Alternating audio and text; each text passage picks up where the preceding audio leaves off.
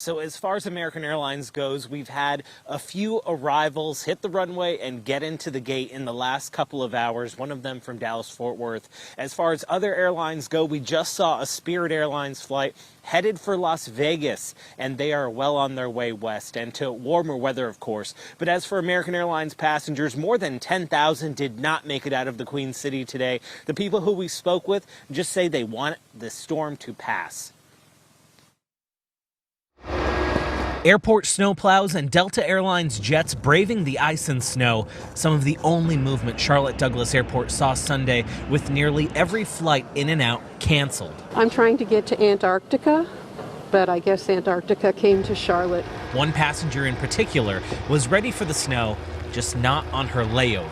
I'm hoping that I will get there, fly to Miami tomorrow evening, and then again overnight to Buenos Aires and join my group. Why is this big deal? And they're only getting 3 to 5 inches, but now I know. Visitors from the north underestimated the wallop winter storm Izzy could have on airport operations, while others tried to get a jump on the storm.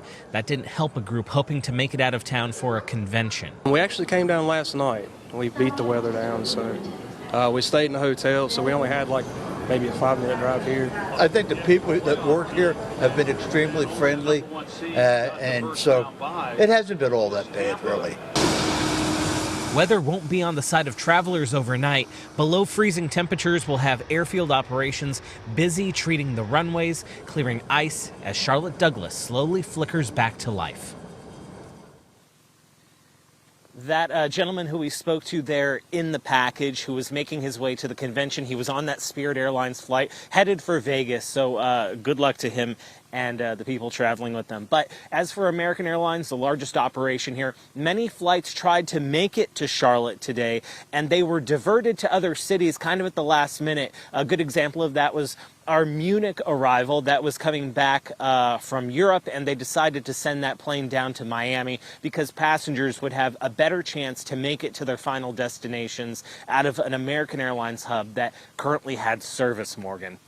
Yeah, a better chance and maybe a better time, being that they were in Miami. Sunshine, not too bad there, Hawker. What are the crews up against tomorrow? I'm sure the operation will be in overdrive to make up for today, right? Yeah, we have so many things in play right now, the first of which we've been showing you all afternoon, which is keeping this runway behind me clear. There's multiple parallel runways. Keeping them free of any type of moisture is the most important thing. The next thing is keeping the aircraft de-iced. Once we start getting the operation back up and running, the de-icing fluid that we use is not a never-ending supply. We only have a finite amount of de-icing solution, and that is key to getting planes off the ground. Another thing weather-wise we need to be looking for is good visibility. Pilots were looking for good RVR on the runway, the visual range down the runway, as well as manpower. COVID has definitely shown we have issues with getting people to work because of exposure and sickness, but we're crossing our fingers hoping for a real good day tomorrow, Morgan. But for now, we'll send it back to you in that warm studio. All right, Hawker.